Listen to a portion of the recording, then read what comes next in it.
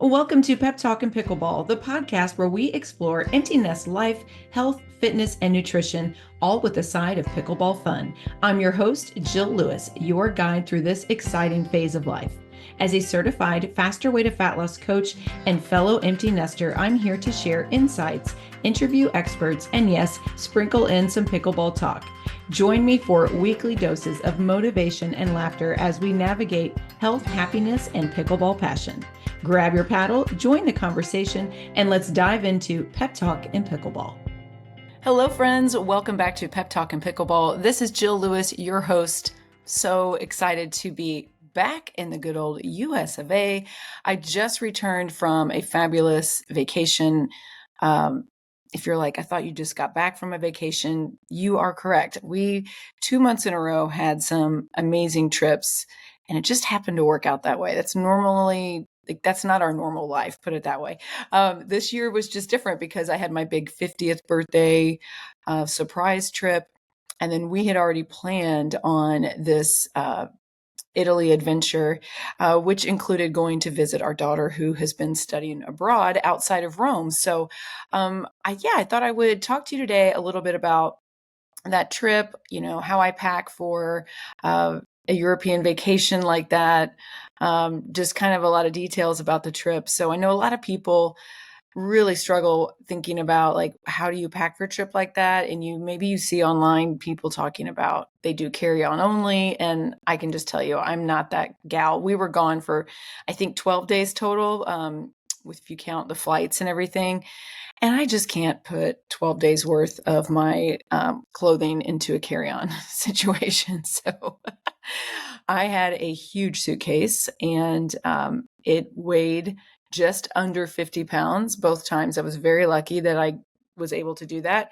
And then I had a backpack that was a pretty decent sized backpack that I took with me. So highly recommend having a backpack as your carry-on. But yeah, I can't really do the all carry-on only. But good for you guys that if you can. The other thing is, I like bringing home some gifts. And so I like to have room for that as well in my bag. And if you're just carry on only, I don't really know how you would do that. But all right, so I'm just going to dive on in. So this trip was one of those where it was kind of split into two. The first half of the trip, we were in Sicily. We'd never been to Sicily before. And we were in Taormina. I think that's how you pronounce it. At least that's how I've been saying it. And we stayed at the bougiest place. My husband and I were walking around the property. We were like, okay, we've stayed in some pretty fabulous resorts or hotels before, but this one might be the most beautiful of them all. I don't know. It really was spectacular. So the show that is, I think it was on HBO Max, but it's called White Lotus. And season 2 was actually filmed at this hotel. So it was a 4 seasons in Taormina. And first of all, it's an old monastery that they refurbished into this fabulous hotel. Our view out of our window was insane. The staff that works there was incredible. Like, so nice. I want to give you an example of this. Okay. One morning we were at breakfast. This is like one of our last days there. And so my husband and I were at breakfast, and usually they are like Johnny on the spot with the service and everything, but our food was taking a long time, and it was no big deal. But then we noticed like the people next to us who got there way later than we did got their food, and we're like, that's weird. And then I'm looking at the food, and those people turned the food away because it wasn't their order. Well, that was supposed to be our food. So the waiters quickly realized like what was going on, and they came over and they're like, oh my gosh, I'm so sorry. We're going to get it right out to you. I'm so sorry it took so long. And we're like, no big deal. So they bring it out. And of course they're falling all over themselves. And the guy's like, let me get you a drink from the bar, and we're like, no, we're not, we were getting ready to go work out after that and everything. We're like, no, we're fine. We're fine. And he's like, well, what are your plans later today? And we're like, I'm not really sure. And he's like, basically he's trying to get to the point where he wants to buy us or get us a drink because we had to wait. And here's the thing, at 4 seasons, like one drink is like 20, 25 euros easily. So, I mean, it's expensive to drink there at that bar there in that hotel. And we were like, that is really sweet, but no big deal. Later that night, we came to the bar, like we had gone to dinner. We actually went to the bar and sat down, and I ordered a glass of Prosecco. My husband had a drink, and one of the waiters came up to us and knew our names. we didn't give him our names. He knew our names and said, that was on us. We're so sorry to hear what happened at breakfast this morning, and we just wanted to make it right. And we're like, oh my gosh, how did they know that was us? Like that. I mean, in the morning, I have like I do right now. I have my ball cap on. I had on workout clothes, not a stitch of makeup. And that night, I mean, I was dressed up. I had a dress on and some heels and my hair and makeup and everything. And I mean, we were like, "Are you serious?" Anyway, it was really sweet, but that's how good they are. I mean, the Four Seasons, if you ever want to, if you think about customer service and a business model, like they are, a lot of people talk about like the Disney experience. I'm telling you, the Four Seasons experience is where it's at. So, yeah, you certainly pay for it, but wow, what a fabulous place. People were great and the location was amazing. And Taormina is a small town, but just adorable with all these tiny little streets. I don't know how people drive there. I really don't, because they're the tiniest streets and windy. And I don't know how you would park there either. Of course, the cars over there are so tiny. Those little smart cars. I mean, a lot of them are like that, like really tiny vehicles. And, but we walked everywhere. I mean, when I say we walked everywhere, we hoofed it so much. It was easily getting in 20,000 steps a day. The funniest part of all of that is that when I got home, because another one of our friends, we were talking about like, when you go home, do you weigh yourself? And I'm typically like, you don't need to weigh yourself. Like always just go by how your clothes feel and measurements. That's just a more accurate way of keeping track of your progress, because pounds, I mean, I knew I would put on some pounds because of all the carbohydrates. I was eating a lot more carbohydrates than I normally do while I was over there. Duh, pizza, pasta, all that stuff. And plus wine and what have you. Well, when I got home, I had gained 1 pound. I mean, that's pretty amazing for being gone 12 days, literally eating whatever. I didn't track a thing and ate, like when I say, I had more pasta. I had pasta coming out of my ears. So that's how much we walked. That's really what I attribute all of that to, is just we walked and walked and walked. And I love that though. So the little town is adorable. So many cute shops, so many, I mean, you just can't pick a bad restaurant over there. The wineries are amazing. Well, first of all, on Sicily, there's Mount Etna, which is an active volcano. And there's steam coming out of it all the time, which I think is really cool. So we had one day where we did this tour of Mount Etna. We had another day we did this, a couple of days went to wineries, which were incredible. And there's something about the taste of their wine. I absolutely loved it. I was loving their white wine over there. So if you ever see like a white wine that is from Sicily, it's going to be good. And especially if it says anything about Mount Etna, because like the ash from that volcano, the dirt on one side of that island is so different. It's like this grainy, it's literally like ash, and it's just wild that they can grow, vineyards over there, but they do, and they're beautiful. And so that was just an amazing day. We went to like smaller, vineyards, and that was really, really neat, more like mom and pop kind of places. So just had a great time. And then that was the first half of our trip. The second half of our trip, we flew into Rome, and then we went to go visit our daughter who's been studying abroad. And that part of the trip was a lot less bougie, but it was really, really nice to see our daughter. And like, where, how as a parent, you just want to see where your kids are. Like, your imagination can take you so far and you see pictures, but it's just not the same. So I really enjoyed getting to actually see the building that she's been living in, which is this like a old palace building right in the center of town, to see like what little coffee shop she's been going to, and just the surrounding area. So when we left Sicily, we'd been there, I don't know, 6-7 days. And then we went over to see our daughter. So she gave us very vague instructions. We gave her a hard time. We're like, daughter, you are going to have to be a little more specific in how you explain things to people. So she's like, yeah, you get off the plane, you're going to like take the train to, she told us where, and then it's like a, 20-25 minute walk to where she lives. And we're like, okay. Well, we got off the plane, and, of course I've got all this luggage and stuff. And we go to the train, and my husband had downloaded the app, which she had told us to do, and he bought the train tickets, and we get to this where the trains are, and the lady's like, oh, this is the wrong train station, you have to go to this, that you bought tickets for this other train station. We're like, what? So she forgot to explain that we actually could take a bus or a train to get to the main Rome. We were at the airport train station. We needed to get to the Roma Termini train station. So that threw a kink into things. Anyway, so we quickly figured that out, got on a train, took it to the place, got there in time, then had to figure that. I mean, we were like clueless. This Rome train station, we were like, we didn't know what we were doing. And then this lady on the train was like, okay, when you get off, she could tell we were Americans. And she's like, it's pretty dangerous. And so you need to hide all of your jewelry, which, by the way, when I travel, I don't travel with my wedding ring. I don't travel. I mean, I wear these little stud earrings all the time, but I wore those. But I did have on like my Aura ring. I have a grandmother's on my dad's side, her wedding ring that whenever we're traveling, I use that as my wedding ring. And I had on like another, like a David Yurman ring. But I don't take anything else. So I don't take a watch. I don't take any, like, just very basic, like, costume, necklace kind of stuff. And I'm like, oh my gosh. So now I'm immediately stressed. I was already stressed because I'm worried we're going to miss our other train. I'm stressed now because I've got to hide these rings, I'm thinking. And now I'm stressed that where am I going to put my phone? And my backpack strap was like starting to break. And I mean, it was this whole thing.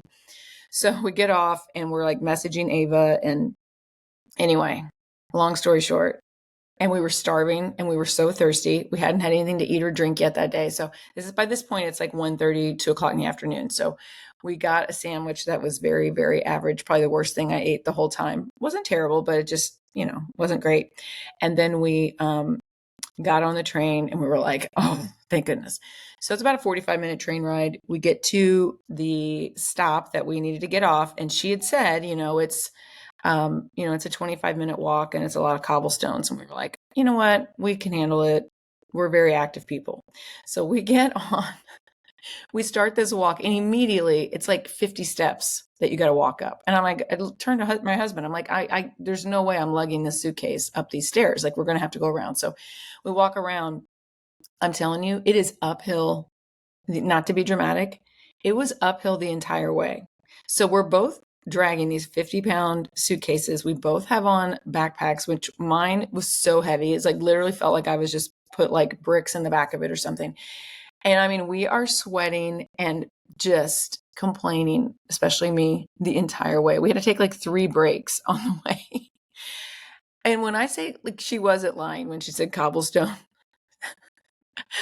and it's just uphill. And so in my suitcase, it's like the kind that you were supposed to roll next to you on all 4 wheels, but just the way that the sidewalks were, you had to kind of drag it on 2 wheels, and it kept bumping the back of my shoe and like knocking my shoe off. So finally I was like, you know what, we're going to trade. Okay. You're going to carry mine or drag mine. I'm going to drag yours. And then it was doing the same thing to Randy. I mean, we were both like so slap happy. So we get to our Airbnb because Ava was in class that day. So we get to the Airbnb, or where the directions go to take us. And it's like, it stops, but I'm looking around going, I don't know which building it is. I don't see numbers on the outside of the building. It's supposed to be here somewhere. So I'm like, okay, I'm going to have to message the owner because I'm not really sure. I'm assuming someone's meeting us here because didn't really say. And then out of the blue, this one woman appears and she's speaking to us in Italian. And we're like, okay, no, I'm telling her we don't speak Italian. I know like words and a couple of phrases, but that's it. And she doesn't speak English at all. And I don't speak Italian. And her name is different than the owner's name. So the owner didn't like tell me, well, this other lady is going to be meeting you there. So the whole thing felt really weird, but I'm like, this has to be her. So we go up. Of course, got to go up 3 flights of stairs after we just walked that 30-minute walk uphill. Now we're carrying these bags.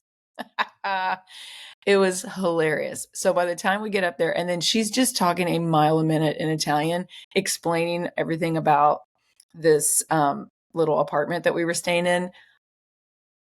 we were dying. We were like, oh, just get out of here. We have no clue what you're talking about. So we'll just read the signs, because they had the signs in the apartment were in English and in Italian, but we were cracking up. So that lady leaves. We are dying of thirst. So we're just pouring water out of the faucet, drinking. And then we're like, let's just like rest for a while. So we took a nap, and then Ava came, and then it was all great, but we got a kick out of that. So, then so Ava's about 45 minutes outside of, by train outside of Rome, probably a 30-minute car ride. One day we decided, Randy and I have actually never been, Ava's been to Rome several times while she's been studying abroad, but we've never actually been. And so we wanted to see Rome. So I hired a guide, and it's through Rome in Limo, ROMEIN Limo, LIMO.com. And I mean, we've used them before in other cities, and they're always amazing. The most knowledgeable tour guides and very reliable company and drivers. Can't say enough good things about Rome in Limo. Like, we used them. We did a walking tour one time in, where was that? That was in London, and that was great. We've used them another time. I can't remember what city that was, but anyway, it's about our third time. Fabulous. And we had an all-day tour. I'm so glad, though, that we didn't do the walking tour, that we actually had a driver, and he just knew everywhere to pull in. He's doing more illegal turns and streets and parking, but my gosh, he got us to all the sites that you could see in one day, which, if you've ever been to Rome, is really hard to do. And it was the day before Easter, so it's Holy Saturday, and it's packed in Rome on Easter weekend. But we were like, we're here, we want to see it, so we got to see all the sites. And I have to say, we were blown away by Rome. Like, I don't know why people have always talked about Rome as being like dirty, and it was not that way at all, like at all. I thought that the little town that Ava's in, had more trash in it than the whole city of Rome. So I was just so impressed with Rome. I don't know that I'd want to spend a whole week there, but certainly I would go back, because I want to do more. I want to tour, inside and outside of the Vatican more. We just got to kind of see just the gist of it, but I want to do more of a deep dive to see the Vatican. But everything we saw was amazing. And sure, when you go to like the Colosseum, there's going to be some weirdos that are going to try to talk to you. They're going to try to sell you something, or maybe distract you, but you just ignore them. I mean, that to me is really easy. You just don't, if a stranger starts talking to you, I don't even look them in the eye. I just keep going. So that is not a big deal. And you're going to experience that when you go to any type of, like, the Eiffel Tower, things like that. You're going to, come across people that way, but it was not a big deal. Felt very safe. We loved it. That was a great, great day. And then Ava kind of just took us all around her area. And so it was really fun, but we were so ready by the time that we got back. We were ready. I mean, we've just done a lot of travel this winter, and as amazing as it is, I mean, there's nothing just better than getting in your own bed. There's nothing better than like making your own coffee. You know what I mean? When you get up in the morning. So we were happy to be back, especially, coming back to Florida. So, but I want to talk to you a little bit about what I packed. Some of my clients were asking me about that, and I said, you know what, I'll talk about that on my next podcast episode. So this time, for the first time, I felt like one thing I did that was really smart was I did more of a capsule wardrobe. Have you ever seen, like, on social media, influencers or the fashion bloggers talking about like your spring capsule or fall capsule? And so I kind of tried to do that myself. Basically, what that means is everything that I packed matched with other items. So everything was interchangeable. And I didn't pack different colors. I packed either it was black or like a cream, ivory, tan situation. So it was like black and tan every day, what I wore. And that worked so well. So for instance, my wardrobe was like, I had a pair of black jeans, and none of my jeans had rips in them or anything. These were just, I could wear them anywhere kind of jeans. So I had black jeans. I had a pair of like a brownish color jean. And then I had like cream cargos. I had a nice like creamish color linen pant. I had sweaters and tops that either black or like an ivory cream color. Same thing. I had a black dress that I had packed. I had my shoes. I had like my tennis shoes, my regular, my On Clouds that go with everything. And then I had a cuter pair of tennis shoes that I bought from Evereve that are a little more trendy, but still very comfortable. And then I had like a gold sandal that could go literally with everything, the black jeans, pants, a dress, or whatever. And then I had a couple of jackets that were like a tan color that I wore the heck out of. One was a faux leather jacket that I got at Anthropology back in February. And I'm telling you, it's under $100 and it is amazing. I wore it to death, like so much. I brought my black Faster Way ball cap. I know like Europeans don't wear ball caps, but if you know me, I love wearing a hat. And so I don't really care. I mean, here's the thing. Like I knew where we were staying, especially in Sicily, was going to be like super swanky. And there's just no getting past that I am a girl from the Midwest in the United States. Like it, no matter where I go in the world, I mean, I can try to fit in but I'm always going to look like a Midwest girl. Sorry, that's who I am. So, you can only do so much there. And a ball cap is like, I didn't bring one with like crazy logos on it. My little Faster Way one is a very simple black with just like a tiny little Faster Way emblem in the corner. And the same thing with Randy, my husband. I was like, don't wear like a crazy sports hats and things like that when you're over there. But you just do the best you can. I mean, we're definitely going to stand out. It's impossible, I think, for Americans. You go to Europe and you're like, I would just want to fit in and I don't want to stand out. Well, you're going to, but I mean, certainly, like what I try to do when I go over there is like I just don't wear a lot of logos. I don't wear a lot of sports team, like my college. Like I'm not going to wear like my Notre Dame hat or my St. Louis Cardinals hat, things like that. I just don't wear a lot of things with logos on them. It's just a much more simple kind of look to it. And when I'm in Europe, I really don't wear shorts. People just don't wear shorts over there. So that's what I do. And then, tennis shoes have come such a long way, or sneakers, or however you call them. I mean, they really have. Like when we first went to Europe, I don't know, over a decade ago, I mean, the tennis shoes were way different, like American tennis shoes were very obvious. And I think that's like makes you stand out like crazy. But even like the On Clouds, I think some of those can look cute with like a normal outfit, not just a workout, clothing. And by the way, speaking of workout clothing, I did pack like 3 different workout outfits. In the hotel, I felt totally comfortable wearing those, but like I wouldn't wear them out to the store or something like that, or go out and about in town like I do when I'm here in Florida or in Illinois. We wear our athleisure, like crazy over here, but you don't see many, at least where I wasn't seeing anybody running around with leggings or, like workout attire on. So, but anyway, and of course my PJs, I packed those. And then just your socks and your undies. I did pack a bathing suit because the pool area looked insane at our resort, but I ended up not wearing it. We went out to the pool a couple of times and I knew I wasn't going to get in. And so I just wore like my workout shorts, and that's probably where I stuck out the most. But everybody out there was American and touristy, so we didn't care. Like I said, I did have a huge suitcase. It's like one of those hardback suitcases. What is it called? It's a Beis, Beis. It's a great looking suitcase. I love it. But I have to say, I think I like a soft suitcase better than the hard kind. Do you know what I mean? I don't know. I just kind of like my husband has a duffel suitcase. So it's on wheels, but it's almost like a giant structured duffel bag.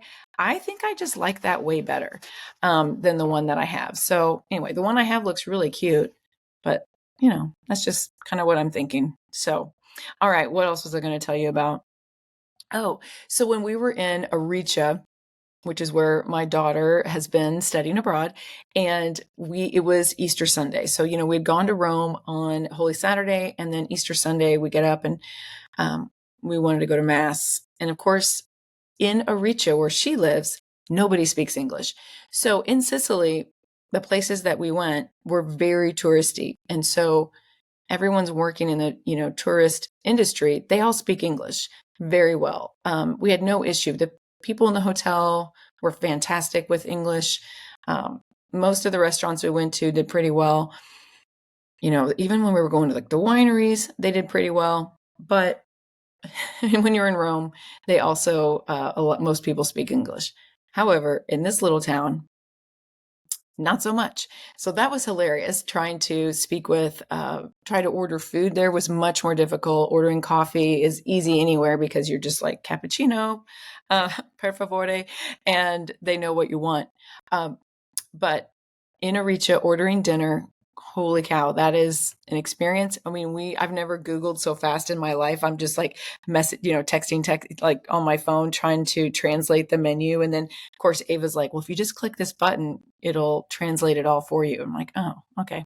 Anyway, so we went to mass, and obviously it was all in Italian, but if you're Catholic and mass, the order, everything that's going on. It's a very structured, service. And I like that, it's very rooted with a lot of ritual, and which I enjoy. So I know what's happening. I know where we are in the mass, but I have no idea. Like, for example, the homily, this priest, he looked so sweet and he seemed very impassioned about his message, but we clearly have no idea what he's saying during his homily. And like at the end, he talked to the congregation and people started clapping. And I'm like, oh, I don't know what he was saying, but everyone seems happy right now. And that's nice. But when you're going up to communion, exactly the body of Christ, you can tell what he's saying. And the Our Father was really sweet, listening to everybody say that in Italian. And so it was enjoyable. But one thing my husband whispered to me, he goes, wow, nobody's wearing like Easter outfits here. And it was a little bit chilly that day. However, I mean, everybody is in all black. And Ava she said, well, Italians hate being cold. And so she said they wear coats all the time here. And I mean, they really were. So it felt like going to Easter mass in like a November day is really what it felt like there. Everyone's in these dark colors, wearing coats. And, and the other thing is I've never seen European Catholic Church that has kneelers that are padded. In the United States, our kneelers are padded. I mean, almost everyone I've seen. Maybe I'm sure there's an exception at some really old cathedral or something.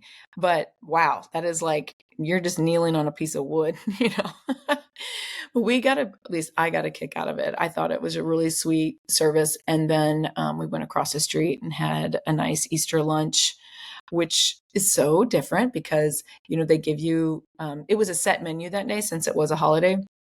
Basically kind of like a charcuterie board, and a bottle of wine. And then you got to pick like between 3 or 4 different pastas.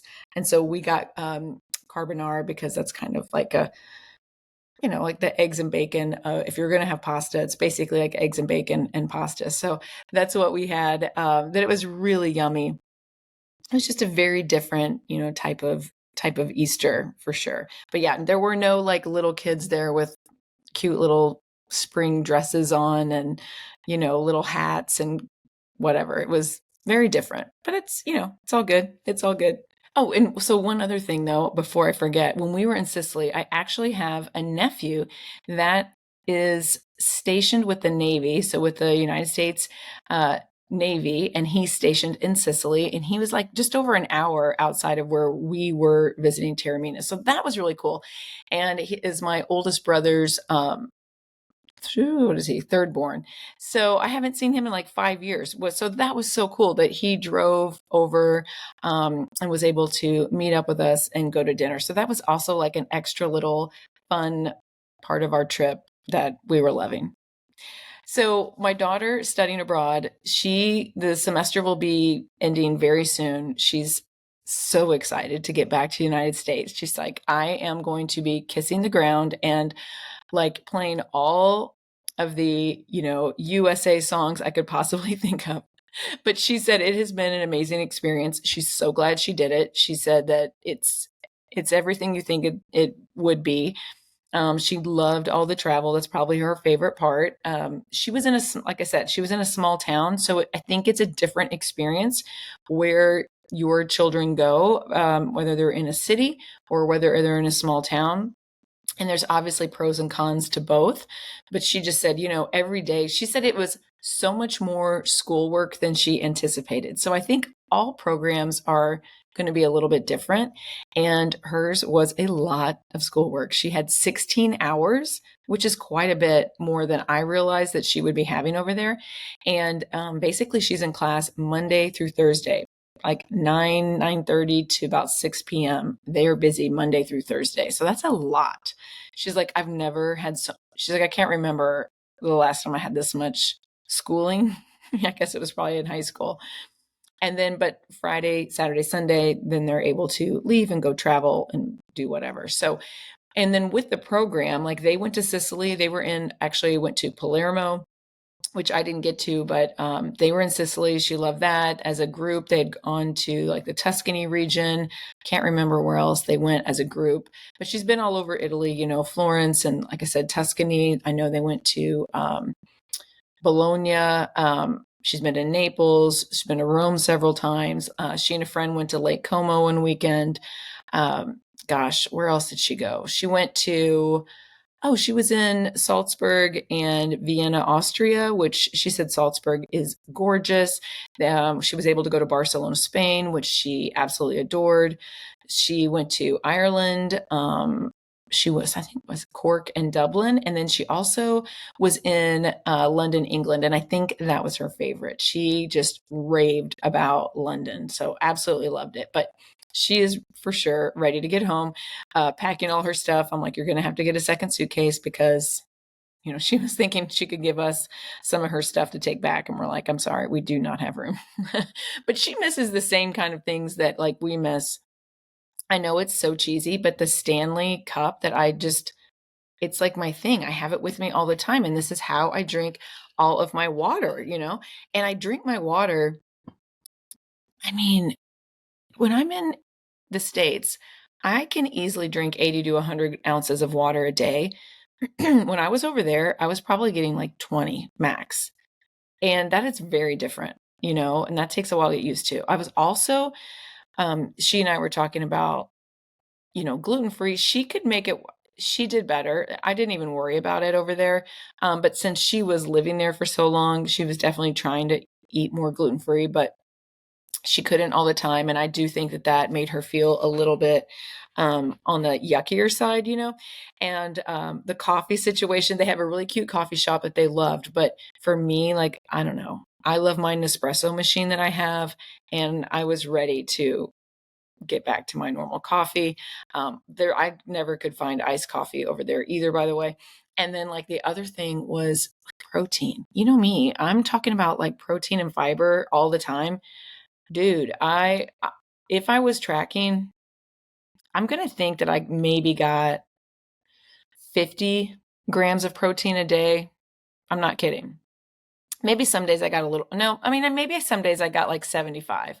75 might be it. But, normally I'm getting like 130, easily 130 grams of protein in. So that was a major change. And then, of course, my carbohydrates were like through the roof. But it's fine, but the things that I did love, I loved walking home from dinner. Can you imagine? And if you live in a city, I guess you get to do this anyway.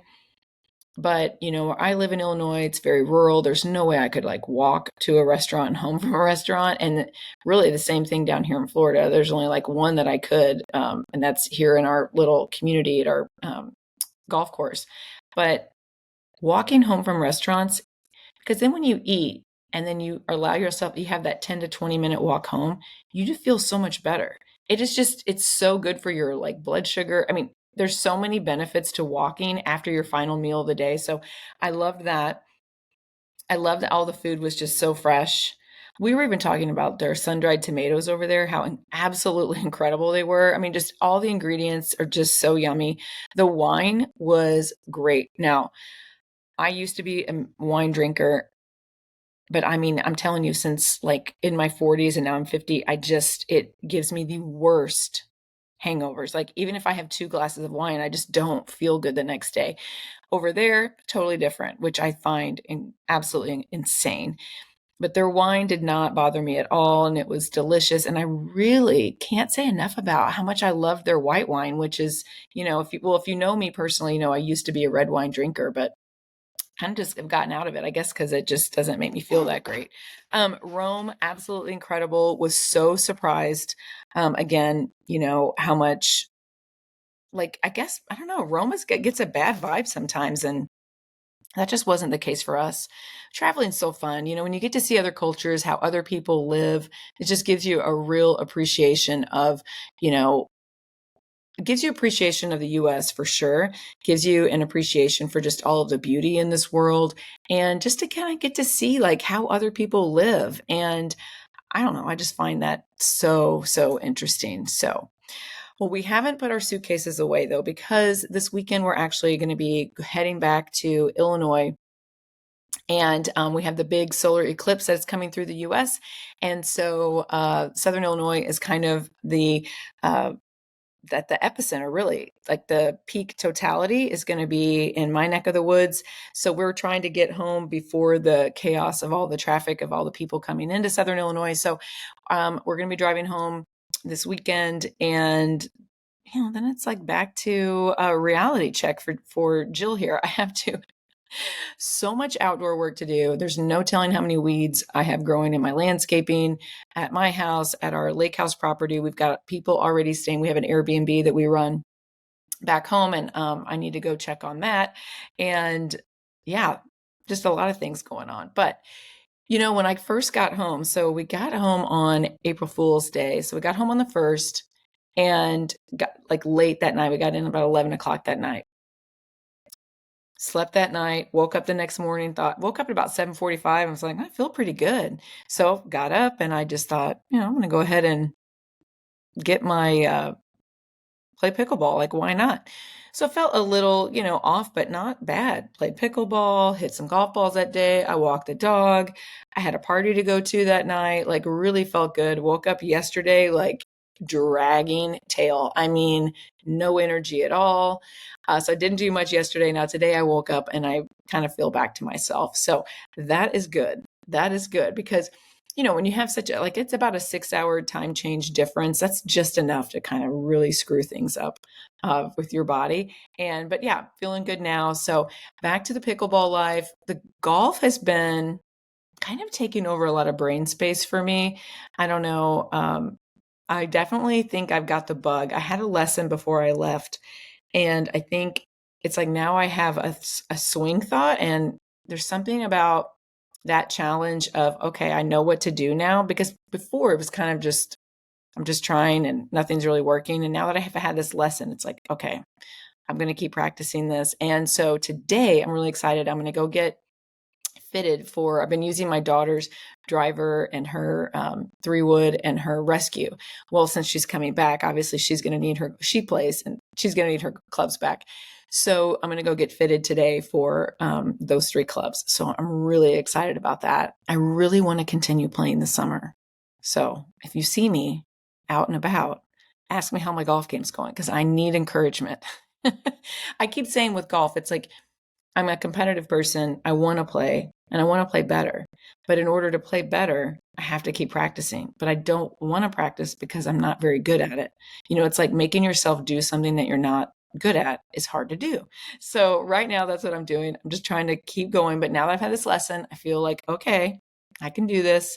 And then when I get back to Southern Illinois, it's going to be like, hey, my husband and I, it's going to take a little more work. Driving range is not going to be in my backyard, but I'm going to keep trying to practice. And then I am really looking forward to getting back to my Southern Illinois pickleball community family and get playing with them, which is, I've said so many times on here, if you are looking for something to do, you want a hobby, you want to get active, you have got to try pickleball because it is the most inclusive sport I've ever been a part of. And you will meet so many people. That's the best thing about it. Golf is very different. Golf is like I don't think you meet near as many people. Yeah, pickleball is just, man, you get so many great steps in, and it's just fun. You are, I'm telling you, there's a lot more laughs happening on the pickleball court than there are coming from the tennis court or from the golf course. Okay. So if you are looking for a community, if you're looking for some exercise, there is just no better place to do it. And if you're in Southern Illinois, you guys, there are clinics going on at SIU. Go check out the Hub in Marion or SIU over in Carbondale. And you can get on Facebook and ask around. People will lead you in the right direction. I actually had somebody email me asking about how I teach lessons. And I'm like, whoa, no, I don't teach lessons. I just love the sport. I take lessons, but I just love playing. So I'm just here to like share the love of the game with all of you guys. So, all right. Well, that is it for today. Thanks for listening to all my chatter about my vacation, and I will talk to you next week. Bye-bye.